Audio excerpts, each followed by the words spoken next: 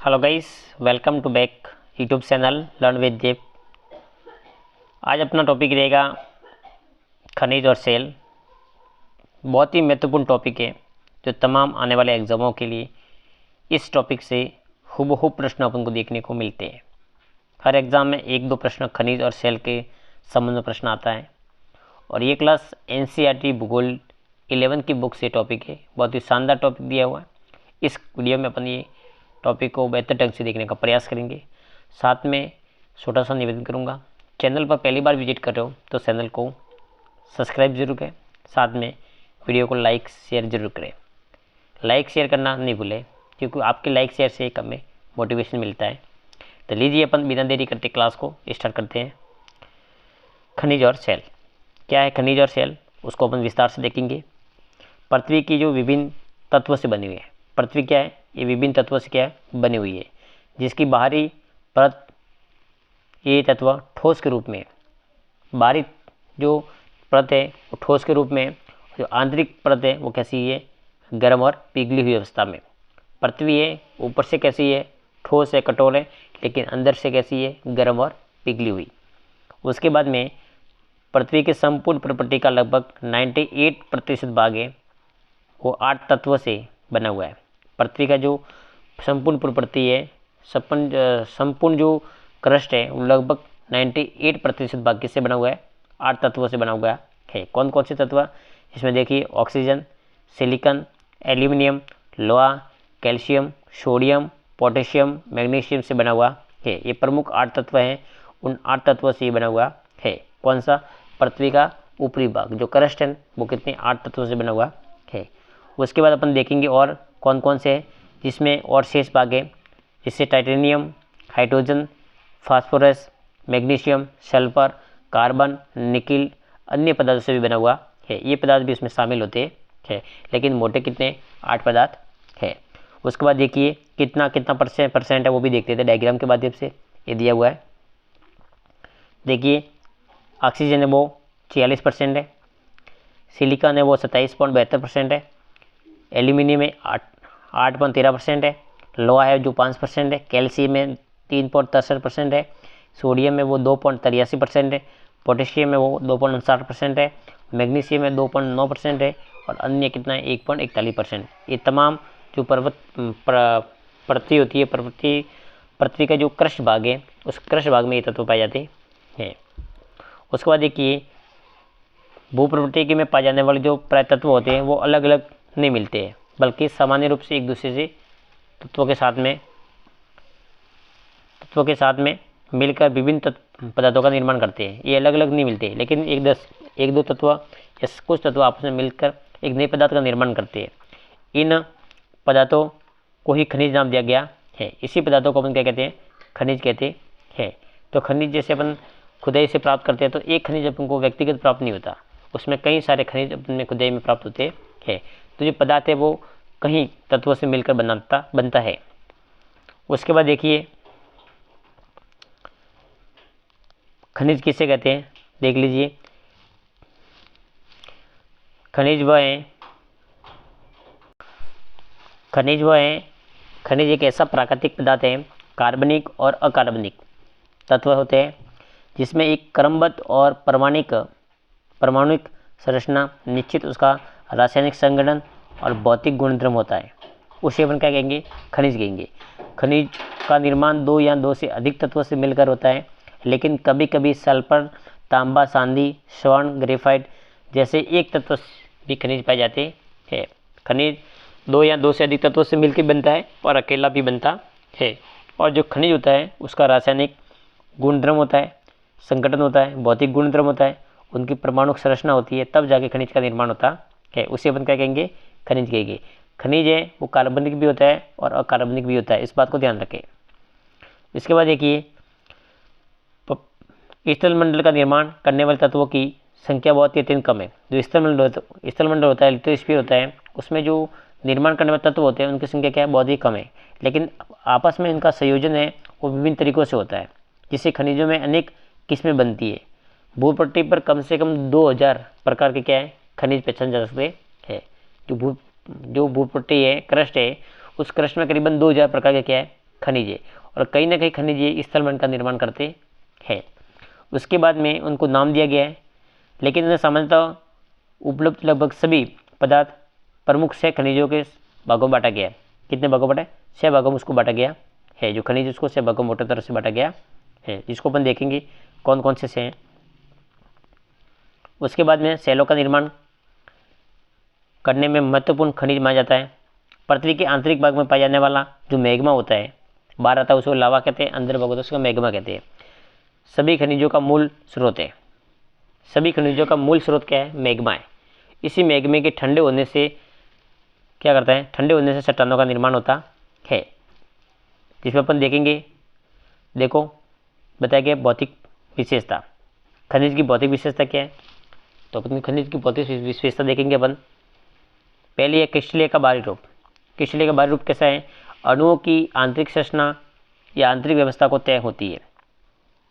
उसके बाद घनाकार है, अष्टभुजाकार या षष्ठभुजाकार या प्रिजियम है, वो उसका बाहरी रूप होता है। उसके बाद दूसरा देखेंगे विदलन। क्या है?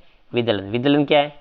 तो विदलन का मतलब होता है सापेक्षिक रूप से समतल सतह होती है, उस समतल सतह पर बनाने के लिए निश्चित दिशा में टूटने की जो प्रवृत्ति होती है और अणुओं की जो आंतरिक व्यवस्था को परमाणु या एक से कहीं दिशाओं में एक दूसरे से क्या होते हैं? कोण बनाकर टूट जाते हैं, उसे अपन क्या कहते हैं? विदलन कहते हैं। उसके बाद आता है विभजन। क्या आता है? विभजन। विभजन किसे कहते हैं? तो देखिए अणुओं की जो आंतरिक व्यवस्था होती है इतनी जटिल होती है कि अणुओं का कोई तल नहीं होता। क्रिस्टल विदलन तल के अनुसार नहीं बल्कि अनियमित के रूप से टूटता है। जो विदलन होता है, जो क्रिस्टल होता है, वो उसका कोई निश्चित आकार नहीं होता, वह अनियमित रूप से टूट जाता है। लेकिन जो विभजन होता है वो अणुओं की आंतरिक व्यवस्था के अनुसार टूटता है, जटिल होता है। उसके बाद नेक्स्ट देखिए चमक। चमक में जिसमें देखिए चमक में क्या है कि रंग के बिना किसी पदार्थ की चमक, रंग के बिना किसी पदार्थ की चमक होती नहीं है।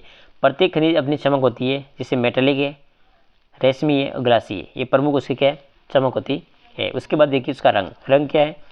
तो रंग में अपन देखेंगे कुछ खनिजों के रंग उन्हीं परमाणु संरचना से निर्धारित होते हैं। कुछ खनिज होते हैं उनके जो रंग होते हैं उसकी परमाणु संरचना के आधार पर होते हैं। जैसे देखिए मेलेकाइट, यूजेराइट, कैल्सोपेराइट आदि कुछ खनिजों के अशुद्धियों के कारण रंग आते हैं। उनमें कुछ अशुद्धियाँ होती है, इसी कारण उनमें रंग होता है। उदाहरण के लिए अशुद्धियों के कारण क्वार्टाइज। क्वार्टाइज क्या है? वेरी महत्वपूर्ण प्रश्न है। देखिए क्वार्टाइज की अशुद्धियों के कारण उसका रंग कैसा होता है? श्वेत होता है, हरा होता है, लाल होता है, पीला भी हो सकता है। कब होता है ये? अशुद्धियों के कारण। नेक्स्ट देखिए दारियाँ। किसी भी खनिज की पीसने के बाद पाउडर का रंग कैसा आता है? खनिज के रंग या किसी अन्य रंग का हो सकता है। जिसमें मेलेकाइट है, रंग भी मेलेकाइट का रंग हरा होता है और उस पर दारियाँ भी हरी होती है। फ्लोराइड का रंग कैसा होता है? बैगनी होता है लेकिन हरा होता है। उसका रंग कैसा? बैगनी है, लेकिन पीसने के बाद कैसा होता है? वो हरा हो जाता है, जबकि इस पर सफ़ेद दारियाँ होती है।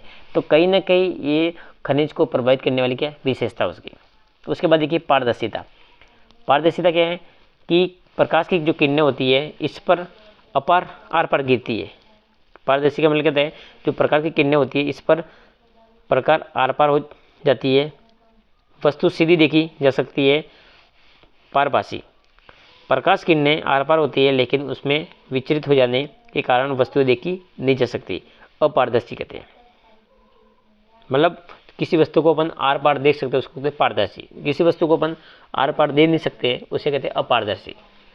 उसके बाद देखिए नेक्स्ट विशेषता उसकी है संरचना। क्या विशेषता है? संरचना।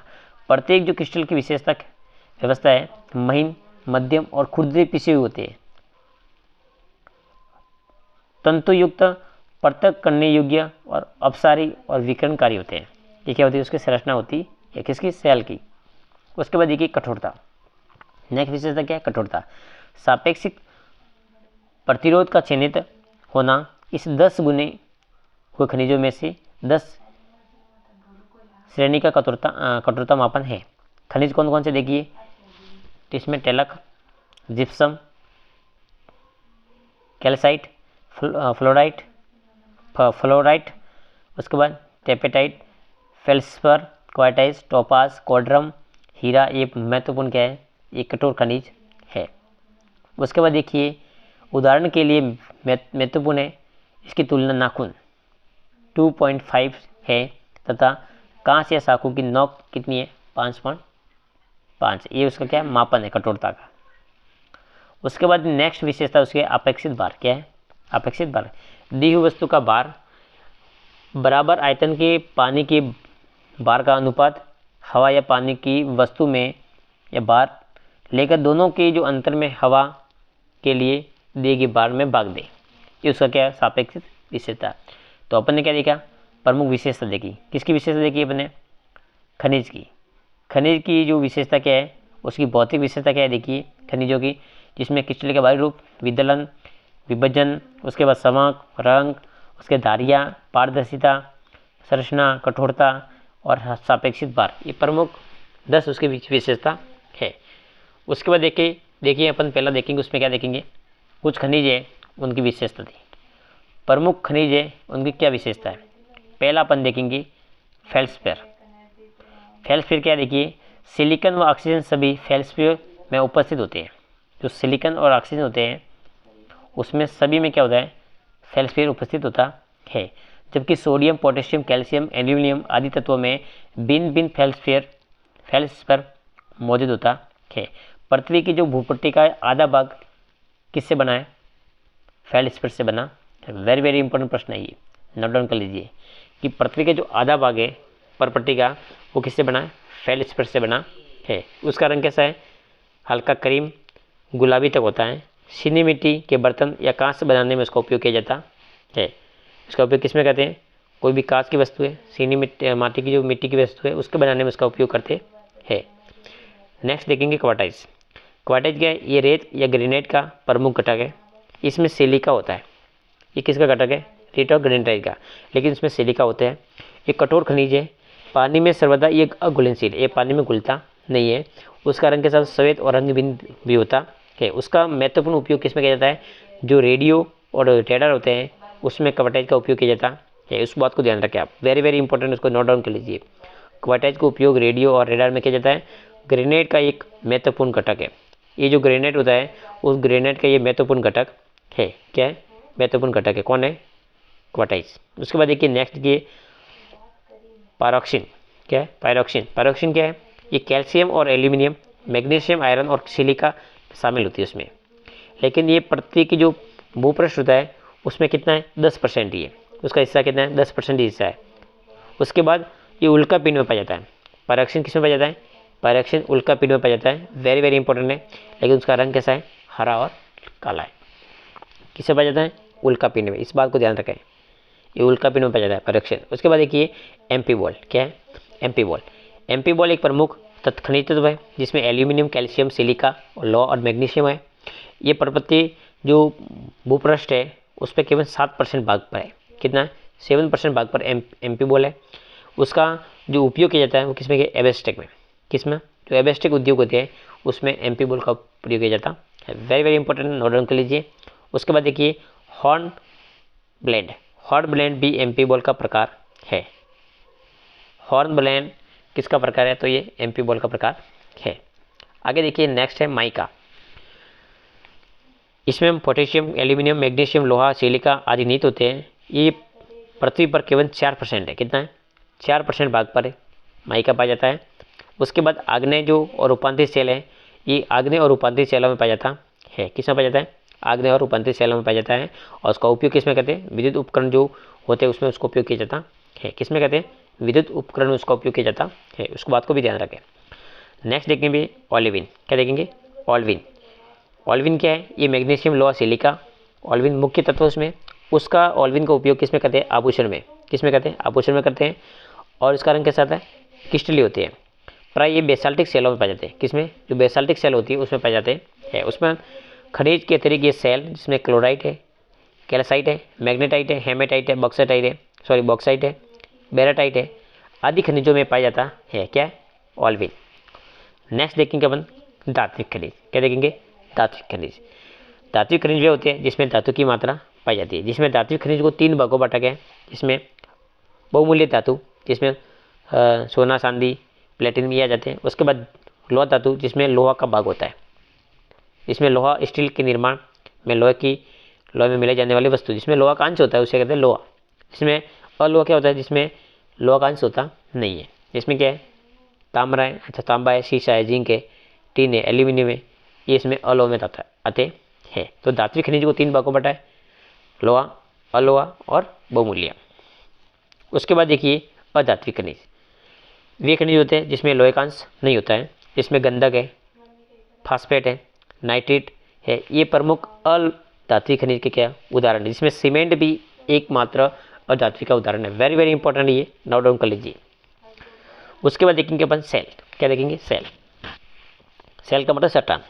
सेल क्या होती है, ये पृथ्वी की परपटी सेलों से बनी है। जो पृथ्वी का जो ऊपरी भाग है वो किससे बना हुआ है, सेलों से बना है। करीबन 0 से लेकर 200 किलोमीटर तक अपन देखते हैं पृथ्वी की जो सेल का एक मोटा भाग दिखता है वो किससे बना, सेलों से बना हुआ होता है। सेल का निर्माण एक या एक से अधिक खनिजों से मिलकर होता है। इसमें सेल कठोर या नरम या विभिन्न रंगों की हो सकती है। जरूरी नहीं कि सेल कठोर होगी, कई सेल नरम भी होती है, कई कठोर भी हो सकती है। उसके बाद देखिए इसमें ग्रेनाइट है, कठोर है, सेल खड़ी है, नरम है। उसके बाद ग्रोबो है, काला है, क्वार्टाइज है, दूधिया श्वेत हो सकता है। सेलों में खनिज के घटकों का कोई भी निश्चित संगठन होता नहीं है। जो सेल के खंड जो घटक है उसमें कोई निश्चित संगठन नहीं है। सेल प्राय तब पाए जाने वाले खनिज में फेल्सपियर और क्वार्टाइज है। फेल्सपियर और जो क्वार्टाइज है वो भी सेल के गए घटक है, एक महत्वपूर्ण उदाहरण उसके। उसके बाद देखिए सेल या उसकी इसलाह करती तथा मर्दा सेलों के मर्दा में निकट संबंध होने के कारण भूगोल शास्त्री सेलों का मौलिक ज्ञान होना आवश्यक है विभिन्न प्रकार से। देखिए सेलों का अध्ययन किया जाता है उसे कहते हैं पेट्रोलॉजी। क्या कहते हैं, वेरी वेरी इंपॉर्टेंट है, नोट डाउन कर लीजिए। सेलों का अध्ययन किस में किया जाता है, पेट्रोलॉजी में किया जाता है। पेट्रोलॉजी एक पेट्रोशास्त्र होता है, पेट्रोशास्त्री होता है जो सेलों का अध्ययन करता है। और सेलों का अध्ययन करने वाला जो विज्ञान होता है उसे कहते हैं पेट्रोलॉजी। क्या कहते हैं, पेट्रोलॉजी कहते हैं। उसके बाद देखिए इसमें खनिज की संरचना है, खनिज का बनावट है, उसका संगठन है, उसका गठन है, उसका स्रोत है, उसका प्राप्ति स्थान है, परिवर्तन है और दूसरी सेलों के संबंध है। ये सारा अपन उसके पेट्रोलॉजी में पढ़ सकते हैं। उसके बाद देखिए उनकी जो निर्माण पद्धति के आधार पर सेलों को 3 भागों में बांटा है। उनकी जो पद्धति है, निर्माण पद्धति, उसके आधार पर सेलों को अपन 3 भागों में बांटते हैं। पहले ये आग्नेय सेल जो मैग्मा और लावा से घनीभूत है। किससे, मैग्मा और लावा से घनीभूत चट्टान कौन सी है, तो वह आग्नेय। दूसरी देखेंगे अवसादी चट्टान, ये बहिर्जनित प्रक्रिया के कारण सेलों के अंश से निक्षेपण का परिणाम है। जो बहिर्जनित कार्य होते हैं, जो पृथ्वी के बाहर होते हैं, उस प्रक्रिया के कारण उन सेलों के अंशों में क्या निक्षेपण होता है, इससे चट्टानों का निर्माण होता है। तीसरी चट्टान आएगी वो कायांतरित, उपस्थित सेलों में पुनः क्रिस्टलीकरण प्रक्रिया से इसका निर्माण होता है, उसी कहेंगे अपन कायांतरित चट्टान। तो चट्टान 3 होगी, आग्नेय, अवसादी और कायांतरित। पहले अपन देखेंगे आग्नेय। आग्नेय सेल का निर्माण पृथ्वी के आंतरिक भाग में मैग्मा या लावा से होता है। किससे होता है, मैग्मा और लावा से होता है। उसको अपन प्राथमिक सेल भी कहते हैं। मैग्मा के ठंडे होकर घनीभूत होने से आग्नेय सेल का क्या होता है, निर्माण। जो लावा होता है, जो पृथ्वी से क्या होता है, मैग्मा पृथ्वी से बाहर आता है और लावा होता है। पृथ्वी के बाहर आने से अपन क्या कहते हैं, उसे लावा कहते हैं। पृथ्वी के अंदर होता है उसे कहते हैं मैग्मा। जैसे मैग्मा बाहर आता है और लावा के रूप में क्या जम जाता है और जमने के बाद एक कठोर चट्टान बन जाती है, उसी को अपन क्या कहते हैं, आग्नेय कहते हैं। आग्नेय को इग्नियस कहते हैं। क्या कहते हैं, इग्नियस भी कहते हैं। ये लैटिन भाषा का शब्द है। किसका है, लैटिन भाषा का शब्द है। इसका अर्थ है अग्नि। क्या है, उसका अर्थ होता है अग्नि। उसके बाद देखिए मैग्मा के विषय में आप पहले से जानते हैं। जब अपनी ऊपरीगामी गति में मैग्मा ठंडा होकर ठोस बन जाता है तो आग्नेय सेल बनती है। ठंडा और ठोस बनने की प्रक्रिया को पृथ्वी की परपटी या पृथ्वी की सतह पर हो सकती है। ये पृथ्वी के बाहर होता है ठंडा होना, पृथ्वी के आंतरिक भाग में नहीं होता, इस बात को भी ध्यान रखें। उसके बाद देखिए सैकड़ों आग्नेय सेलों के वर्गीकरण है, उसकी बनावट है, आधार पर किया जाता है। उनकी बनावट, उनके कणों, उनके आकार, उनकी व्यवस्था पदार्थों की भौतिक अवस्था पर निर्भर करती है। यदि पिघले हुए पदार्थ धीरे धीरे गहराई तक ठंडे होते हैं तो खनिज कण प्राय बड़े हो सकते हैं। अगर सतह पर आकस्मिक शीतलता से कारण छोटे और चिकने कण बनते हैं तो शीतलता की मध्यम परिस्थितियों पर आग्नेय सेल की बनाने में कण मध्यम आकार भी हो सकते हैं। जिसमें उनकी क्या है, जैसे उदाहरण है ग्रेनाइट है, उसके बाद में गैब्रो है, उसके बाद में पेमेटाइट है, बेसाल्ट है, ज्वालामुखी बेसी है, टफ है, आग्नेय है। ये प्रमुख उसके क्या है, उदाहरण है। नेक्स्ट सेल देखेंगे वो है अवसादी। अवसादी को सेंडिमेंटली कहते हैं। क्या कहते हैं? सेंडिमेंटली कहते हैं, सेंडिमेंटल कहते हैं, मेंटस कहते हैं। उसकी उत्पत्ति लैटिन भाषा के सेंटिमेंट से हुई है, जिसका अर्थ होता है व्यवस्थित होना। क्या होता है? व्यवस्थित होना, जिसका अर्थ होता है व्यवस्थित होना।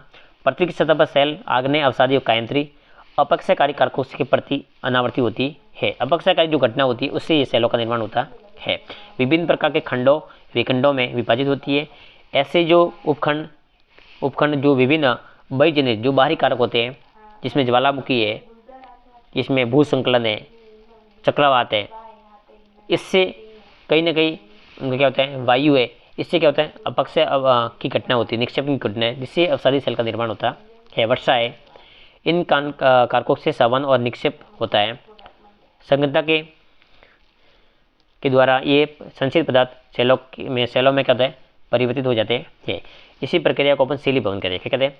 सीलीभवन कहते हैं। बहुत सी अवसादी सेलों में निक्षेपित परतें सीलीभवन के बाद में अपनी विशेषता बनाए रखती है। इसी कारण जो बालुस्कस में सेल है, जैसे अवसादी सेलों के विविधता साधनता वाली अनेक सतह होती है। अब देखिए उसके निर्माण। अवसादी सेल के निर्माण के 3 रूप है, जिसमें देखिए यांत्रिक रूप से क्या होती है? उदाहरण के लिए जो बालू का कश्मा है, पिंडशिला है, सोना प्रस्तर है, सेल है, विमद्रा है। उसके बाद देखिए कार्बनिक रूप में क्या होती है? जिसमें देखिए गीजराइट है, खड़िया पत्थर है, चूना पत्थर है, कोयला है, ये किसके? कार्बनिक है। उसके बाद रासायनिक देखिए, तो रासायनिक में क्या होगी? इसमें शरंग है, प्रस्तर है, चूना पत्थर है, हेलाटाइट है, पोटास है, ये प्रमुख उसके उदाहरण है। नेक्स्ट अपन देखेंगे कायंत्री सेल। कौन सी सेल देखेंगे? कायंत्री सेल। कायंत्री सेल का मतलब होता है स्वरूप में परिवर्तन। इससे क्या होता है? स्वरूप में परिवर्तन। दाब, आयतन और तापमान परिवर्तन की प्रक्रिया से इस सेल का निर्माण होता है। वेरी वेरी इंपॉर्टेंट है। किससे? दाब, आयतन और तापमान की परिवर्तन की प्रक्रिया से कायंत्री सेल होती है, उसका निर्माण होता है। उसके बाद देखिए ये सेल दाब, आयतन और तापमान पीवीटी में परिवर्तन द्वारा निर्मित होती है। जब विवर्तनिक जो प्रक्रिया होती है, विवर्तनिक प्रक्रिया के कारण सेलों के निचले स्तर की जो सेल होती है उसके ऊपर क्या होता है? दबाव पड़ता है। दबाव पड़ने के कारण वो सेल क्या होती है? खिसक जाती है, जिससे भूपृष्ठ उड़ता हुआ पिघला हुआ मैग्मा भूपृष्ठ सेलों से संपर्क में आता है, और ये ऊपरी सेल के कारण निचली सेल के अत्यधिक दबाव पड़ता है। और जब ये कायंत्र होता है, जब दोनों सेलों का जो निचली सेल पर दबाव पड़ता है, दबाव होने के कारण वो सेल क्या होती है? पिघल जाती है, इसलिए सेल का वापस निर्माण हो सकता है। उसके बाद देखिए जब कायंत्र होता है, कायंत्र वो प्रक्रिया है जिसमें समेकित सेलों में पुनः क्रिस्टलीकरण होता है। वास्तविक सेलों में पदार्थ पुनः संगठित हो जाते हैं। उसके बाद देखिए बिना किसी विशेष रासायनिक परिवर्तनों के टूटने एवं पीसने के कारण वास्तविक सेलों में यांत्रिक व्यवधान एवं पुनः संगठित होना गतिशील कायंत्री कहलाता है। क्या होती है? वापस से सेल होती है, टूटने के कारण, पिछले के कारण, यांत्रिक व्यवधान के कारण पुनः एक सेल के रूप में क्या संगठित हो जाती है, उसे भी अपन गतिशील कायंत्रित कहते हैं। आगे हम डायग्राम के माध्यम से समझने का प्रयास करेंगे। उसके बाद देखिए जो उष्मीय जो कायंत्र के कारण सेलों में पदार्थ में रासायनिक परिवर्तन पुनः क्रिस्टलीकरण होता है। किससे होता है? उष्मीय कायंत्र के कारण। उष्मीय कायंत्र के कारण सेलों में पदार्थ में क्या होता है? रासायनिक परिवर्तन होता है, और रासायनिक परिवर्तन के कारण पुनः क्रिस्टलीकरण होता है। उसमें जो कायंत्र वो 2 प्रकार के, एक होता है संपर्क कायंत्र और एक होता है पारदेशिक कायंत्र। वेरी वेरी इंपॉर्टेंट है, उसको नोट डाउन कर लीजिए। कैसा है? संपर्क कायंत्र और पारदेशिक कायंत्र। और संपर्क रूपांतर क्या होता है? देखिए संपर्क रूपांतर का मतलब होता है सेल गर्म ऊपर आते हुए मैग्मा और लावा के संपर्क में आती है तथा उच्च तापमान सेल के पदार्थ को पुनः क्रिस्टलीकरण होता है। अक्सर सेल व मैग्मा या लावा के योग से नए पदार्थ का निर्माण होता है। किस तरह? नए पदार्थ का निर्माण होता है। अब देखेंगे प्रादेशिक रूपांतरण।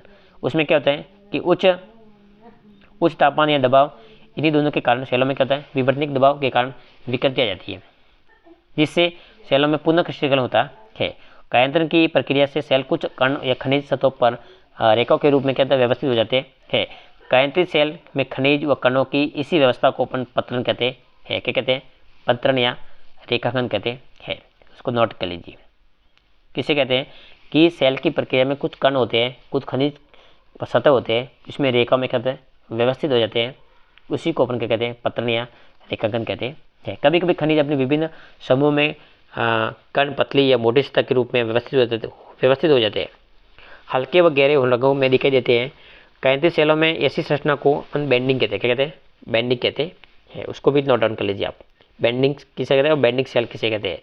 तो बेंडिंग का मतलब होता है कि कभी जो विभिन्न समूह होते हैं, जो कण होते हैं, पतली या मोटी सतह के रूप में व्यवस्थित हो जाते हैं, उनके हल्के रंग और गहरे रंगों में दिखाई देते हैं। इसी कायांतित सेलों को, संरचना को अपन क्या कहते हैं? बेंडिंग कहते हैं। और बेंडिंग प्रदर्शन करने वाले सेल होते हैं, उसको कहते हैं बेंडेड सेल कहते हैं। क्या कहते हैं? बेंडेड सेल कहते हैं। बेंडिंग या बेंडेड सेल किसे कहते हैं उसको भी नोट डाउन कर लीजिए। उसके बाद देखिए, कायांतित में होने वाले वास्तविक सेलों को कायांतित सेलों पर निर्भर करते हैं। कायांतित सेल के प्रमुख 2 भागों में वर्गीकृत किया है। कायांतित सेल है उसको भी 2 भागों में वर्गीकृत किया है। इसमें कौन कौन से देखिए, एक होता है पत्रित सेल, एक होता है अपत्रित सेल। पत्रित सेल में अपत्रित सेल कौन से देखिए, जिसमें पट्टिकाश्मिया, ग्रेनाइट, साइनाइट, सलेट, सिस्ट, संगमरमर, क्वार्टाइज, रूपांतरित सेल के प्रमुख उदाहरण है। इसके प्रमुख उदाहरण है। अब देखिए सेल चक्र। सेल चक्र भी समझने का प्रयास करें कैसे सेल होता है। तो देखिए, अपने सेल अपने मूल रूप से अधिक समय तक नहीं रहती है, बल्कि उसमें परिवर्तन होता रहता है। सेल चक्र एक सतत प्रक्रिया है जो पुरानी सेल परिवर्तित होकर नई सेल का निर्माण करती है। आग्नेय सेल प्राथमिक सेल है, अवसादी सेल और कायांतित सेल प्राथमिक सेल से क्या निर्मित होती है। आग्नेय सेलों को कायांतित सेलों में परिवर्तित किया जाता है और आग्नेय और कायांतित सेल से प्राप्त अंश अवसादी सेल का निर्माण करते हैं। और अवसादी सेल उपखंड के परिवर्तित होकर अपखंड अवसादी सेलों के निर्माण से एक नए स्रोत हो सकते हैं।